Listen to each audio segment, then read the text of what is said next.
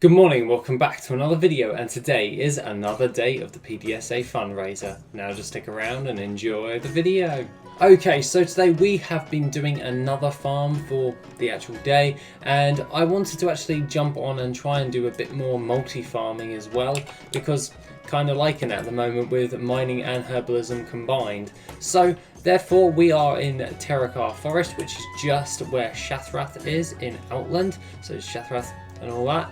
And what we've been doing is we've been farming up the ore and also the herbs within the area. I used the original mining route in which you actually use, and I must say it's actually really good.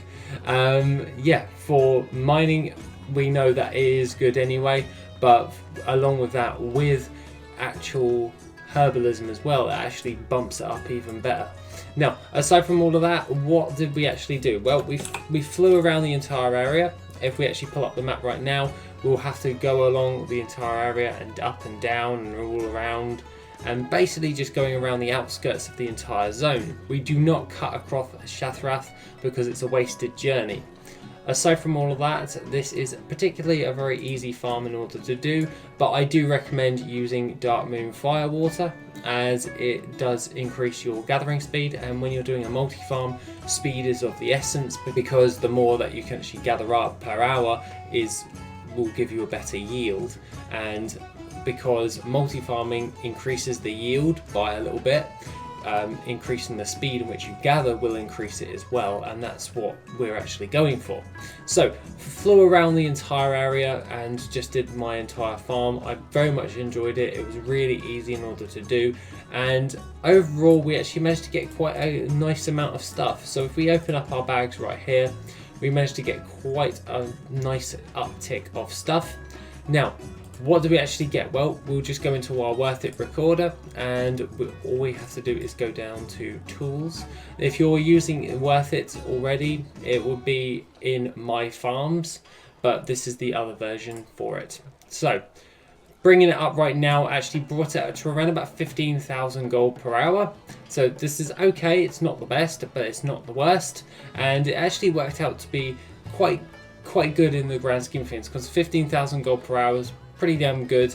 A lot of farms are highly contested. This one was no competition whatsoever. I literally did it without any problems.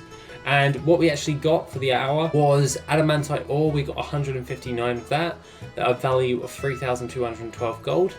We got azure moonstone, we got a deep peridot, and then we got dreaming glory, 24 of that for 421 gold. Eternium ore, 20 of those for 2,043 gold. We got fell iron ore, 106 of that for 6,360 gold. Fell weed, 21 of that for 126 gold. Name saparite, spasserite, whatever you want to call it, 2 of those for 57 gold. Mote of earth, we got 77 of those for 419 gold, and 18 motes of fire for coming in for 1,579 gold.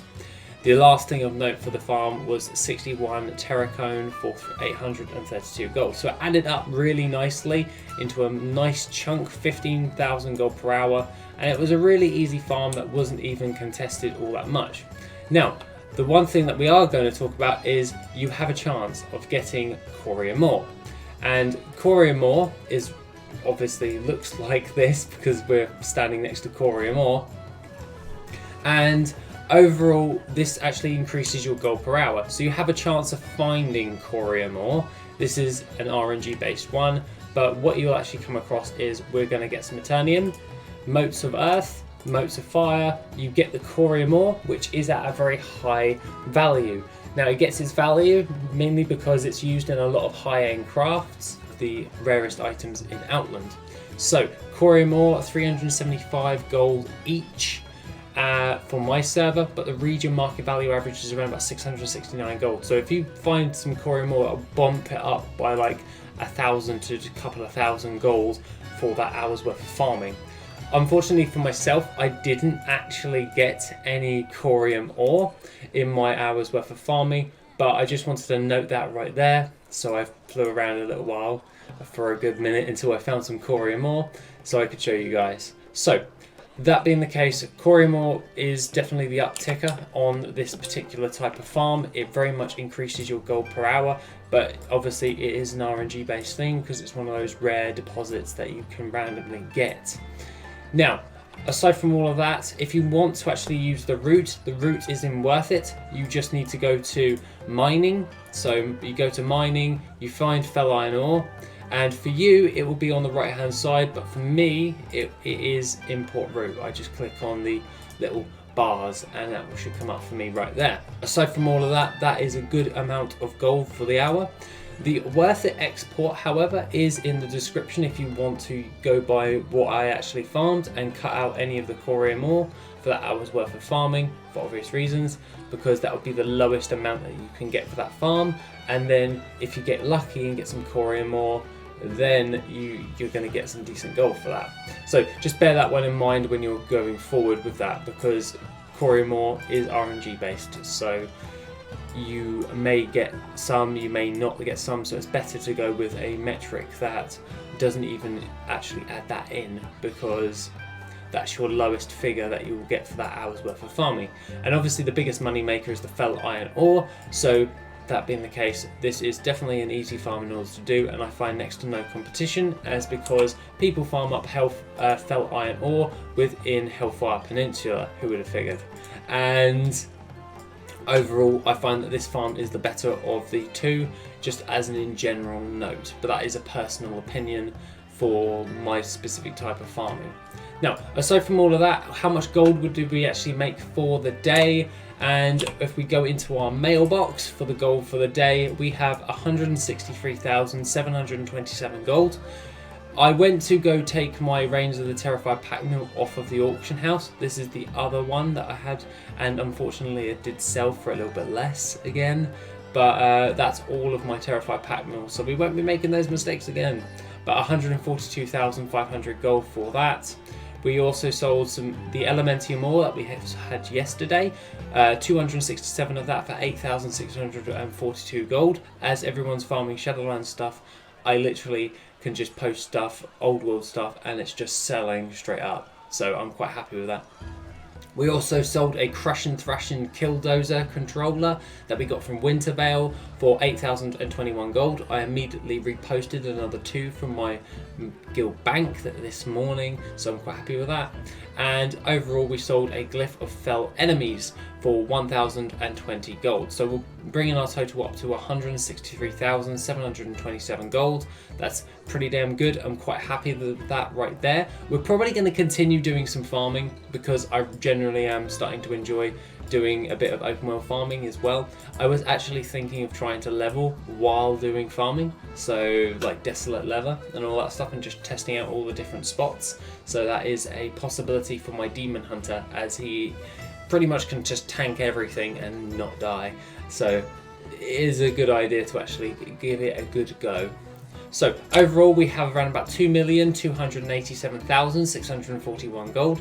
We're happy with that right there. And there's nothing of note that we're actually going to be saving from this. So what we can do now is we can post that directly to the auction house.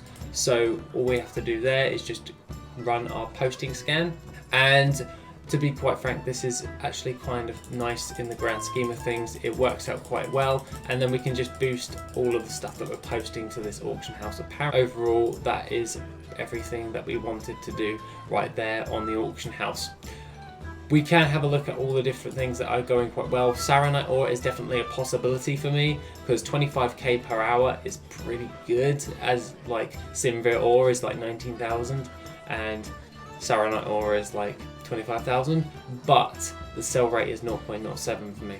Be in correlation with a load of the other things that you do get along with it, so you just have to double check.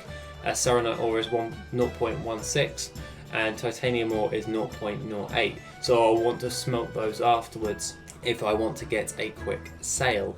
So that is something I have to take into consideration as well. Cobalt ore is doing really well at the moment. It's actually higher than Simvir ore, and it's got a relatively good sell rate of 0.16, so cobalt ore is definitely a possibility for that farm, and the min buyout and the market value are pretty good on my server, so may possibly do that. So I've just been looking at other different types of farms in order to do, and I'm actually leaning more on mining and herbalism. I've really enjoyed it for like the last couple of days, and we're probably going to continue that depending if I want to do any skinning or not. Now, aside from all of that, how are we looking moving forward when we go into our guild bank? Well, when it comes to our guild bank at this moment in time, we have just reposted another couple of killdozers on the auction house. We actually put a micro sentry on the auction house as well, and we put in a sealed tome of Lost Legion on the auction house. So that's pretty good, and we put a load of Garn Nighthouse on the auction house. Actually, one of them's just sold for 400 gold, but we're getting them essentially for free, so I can't really complain in the grand scheme of things.